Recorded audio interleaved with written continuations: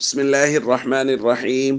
عن أبي هريرة رضي الله تعالى عنه قال قال رسول الله صلى الله تعالى عليه وسلم: من أخذ أموال الناس يريد أداءها أدى الله عنه، ومن أخذ يريد إتلافها أتلفه الله. رواہ البخاری۔ نبی کریم صلی اللہ علیہ وسلم نے ارشاد فرمایا، جو شخص بطور قرض لوگوں کا مال حاصل کرتا ہے اور وہ اسے ادا کرنا چاہتا ہے تو اللہ تعالیٰ اسے ادا کرنے کی توفیق سے نوازتا ہے، اور جو شخص اسے تلف کرنے کے لیے حاصل کرتا ہے تو اللہ تعالیٰ اسے تلف فرما دے گا۔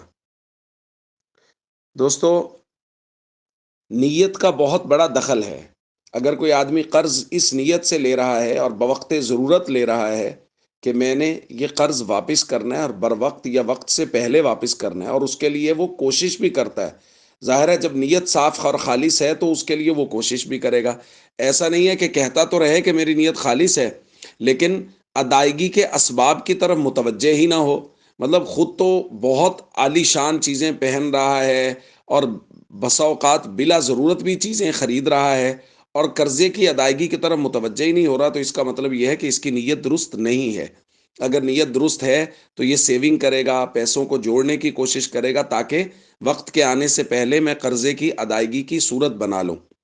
اور حضور نے فرمایا لیکن اگر یہ نیت ہی خراب رکھ رہا ہے تو پھر اللہ تعالیٰ دنیا میں بھی اور آخرت میں بھی اس کے مال کو تلف فرما دے گا۔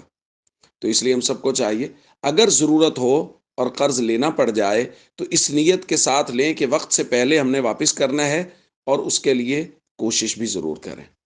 السلام علیکم ورحمۃ اللہ وبرکاتہ۔